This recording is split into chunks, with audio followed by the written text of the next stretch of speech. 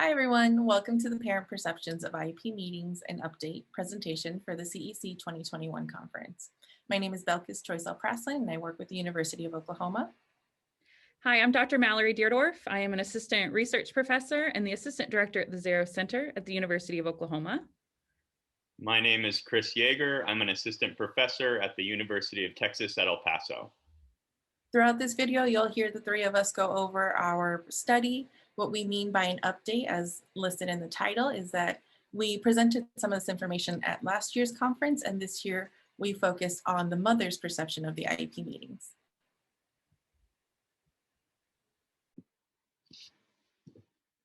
Before discussing the results of our current study that surveyed mothers' perceptions of the IEP process, I'll take a few moments to review some background information and prior literature. First, we wanted to reiterate that parent involvement in individualized education program development is a foundational tenet of the Individuals with Disabilities Education Act. Parents are equal members in IEP teams, along with general and special educators, administrators, and other specialists. This is important as it ensures that parents are knowledgeable about what is going on at school, in agreement with the services provided to their child, and most importantly, that the IEP is responsive to parents' values and belief systems. Although there is much discussion about increasing parent involvement and engagement in IEP development, data show that the vast majority of parents attend and participate in IEP meetings. Data also show that mothers are the most likely parent to attend IEP meetings, as well as engage with the school in other ways, such as through parent-teacher conferences, volunteer work, and the like. Still, it is important to distinguish between parent attendance and participation and meaningful collaboration, or being an equal member of a team. Through our literature review, we found multiple, mostly qualitative studies attempting to better understand mothers' experiences in the IEP process, especially related to how they felt about meaningful collaboration and positive teamwork. Not surprisingly, much of the literature discussed challenges mothers face throughout the IEP process, which includes events leading up to, during, and after annual meetings.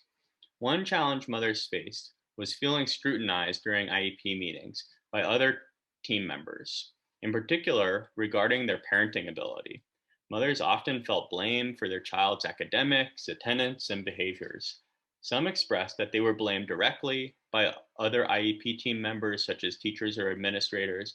Others expressed that this blame was more indirect, through side comments or even body language. The scrutiny added to parents' stress in attending meetings.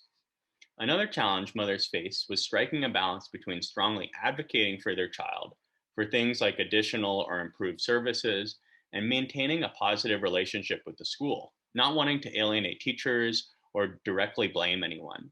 Mothers especially emphasized issues with being judged or disrespected in ways that fathers were not. If mothers advocated too much, they were called domineering or demanding, but if they did not speak up, they feared being judged for seeming too aloof or uncaring. Through a review of this qualitative literature on mothers' perspectives, we identified a few common topics that we felt should garner additional attention and research. These included overall satisfaction with the IEP process and outcomes, trust in IEP team members, and a balance of power during IEP meetings and decision-making processes. To develop our survey and further explore these topics, we reviewed the literature on each. First, we reviewed the literature on parent satisfaction and IEP experiences. We found that overall, the majority of parents are satisfied and feel as though they were involved the right amount.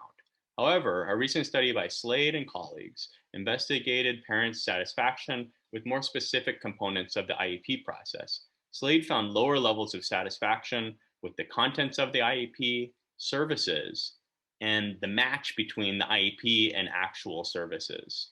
Throughout the satisfaction literature, we found a common theme that overall satisfaction most directly related to factors that professionals had control over.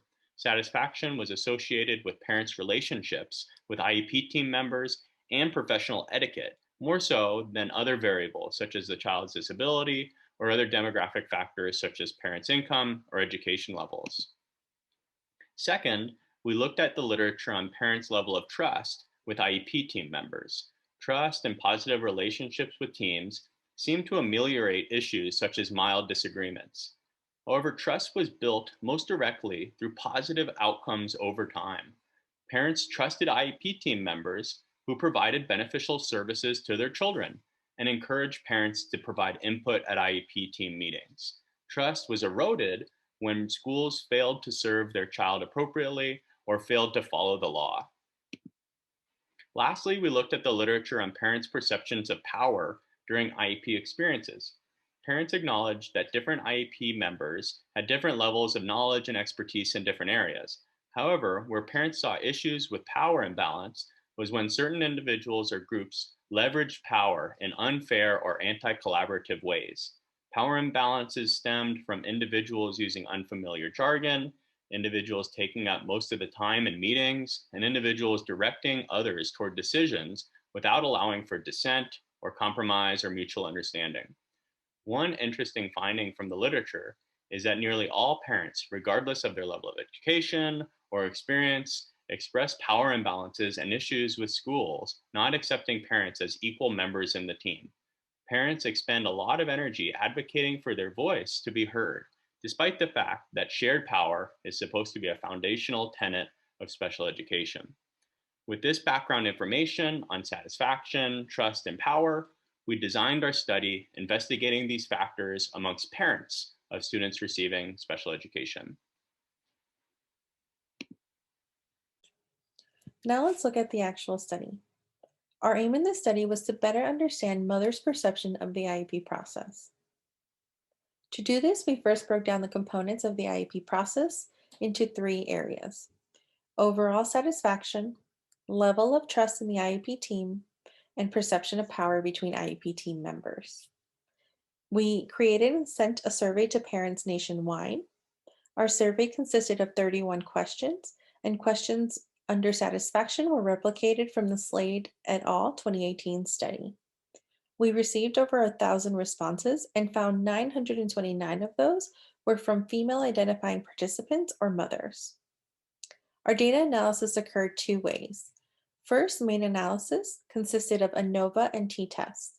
We specifically looked at parent level of formal education, their child's grade range, meaning elementary, middle, or high school plus, and the amount of time their child spent in the general education setting. Next, we looked at demographic analysis, where we summarized the percentage of responses for topics considering bullying, coercion, and shame during IEP meetings. We also wanted to learn whom mothers identify as holding the most power in the IEP meeting. Our findings. Specifically, looking at mothers' overall satisfaction in the IEP process, we found that level of education, child grade range, and time spent in the general education setting had no significant impact on overall satisfaction. We found similar findings with the trust in the IEP team. These factors did not significantly impact mothers' trust. When looking at perceptions of power, we found that level of education and child grade range did not significantly impact the perception of power. However, time spent in the general education setting did. This meant that mothers of students less likely to be in the general education setting, less than 50% of the time, perceived greater levels of trust in the IEP team than did mothers of students more likely to be in the general education setting. For the following questions, we provided survey participants with definitions of the concept. The first concept we examined was bullying. We asked, to what extent do mothers experience bullying in the IEP process? We found that 42.5% of mothers had some experience being bullied once or more than once at an IEP meeting. 11.7% could not definitively say, and 45.7% of mothers had no experience with this concept. Next, we looked at coercion, again providing a definition, and found that 54.3%, a majority of participants, felt coerced into making a decision they did not necessarily agree to during an IEP meeting. 45.3% of participants had no experience with this concept. And again, looking at shame, given the definition, we found that 37.7% of mothers have felt shamed into agreeing with a decision during an IEP meeting, even though they did not necessarily uh, think it was the best decision. 62% of mothers, an overwhelming majority, had no experience with this concept. And last, we asked, whom do mothers identify as holding the most power during the IEP meeting? Given a definition for power, 49.5%, nearly half of our participants, identified the school administrator as holding the most power during the IEP meeting. This was followed by the teacher, the parent, and the related service provider. About 9.7% of respondents identified the legal representative, the district representative, or the school psychologist as holding the most power. And only 1% of participants identified the student.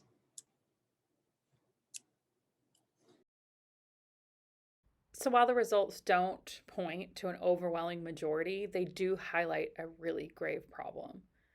Mothers, who are most likely to be the parent at the IEP meeting, are neither overly happy nor overly unhappy with the IEP process. Mothers who are unhappy may come to associate the IEP process team with bullying, coercion, and shame. And considering the sensitive and legal nature of the IEP meeting, drastic evaluation of current IEP practices is needed at the school and individual level. Again, 42.5% of mothers admitted to being bullied in IEP meetings, and 54.3% admitted to feeling coerced into making decisions at the IEP meetings. In addition, 37.7% felt shamed into agreeing with a decision during an IEP meeting. While this doesn't acknowledge every mother or every parent in an IEP meeting felt shame, bullying, or coercion, it means that several of them, a rather large percentage of them, did. And that's why we say it does highlight a grave problem.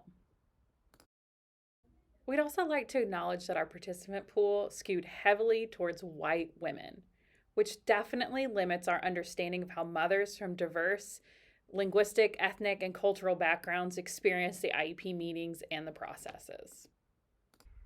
We've proposed a few additional next steps for future research, and we should be designing this future research to determine program and practice evaluations for IEP processes, strategies that will help parents feel more satisfaction and trust in the IEP meeting and IEP supports and services.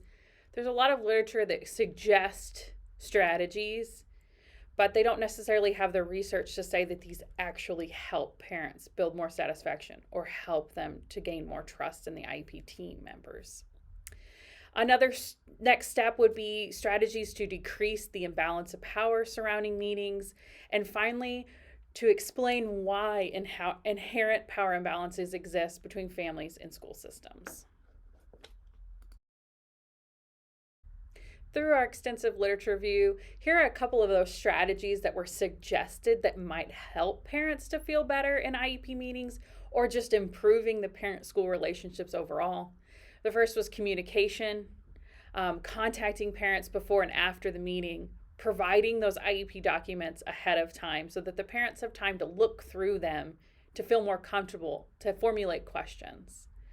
There was also a suggestion to follow through on promises and build trust with parents by showing a proof of work. So that could be progress monitoring on goals. It could be providing examples of student work.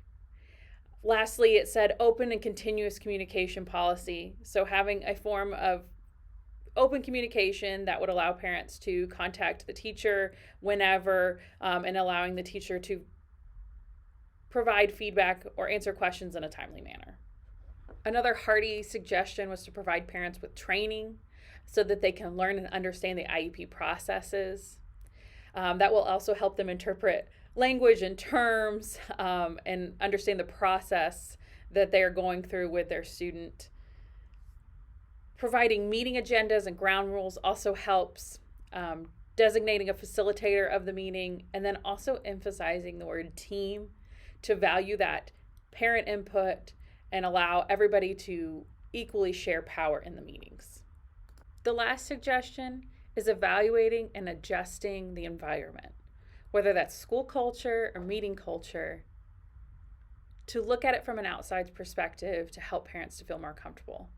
Listening to parents and including their input in the IEP, and also practice reframing language, not using education or special education jargon or acronyms, but providing the whole terms and explanations of those terms. Thank you for attending our session today. Please feel free to contact us with questions or comments. I provided the first author's email address. You may email Belkis, and she can get back to you on any questions or comments that you might have. Thank you again. Bye-bye.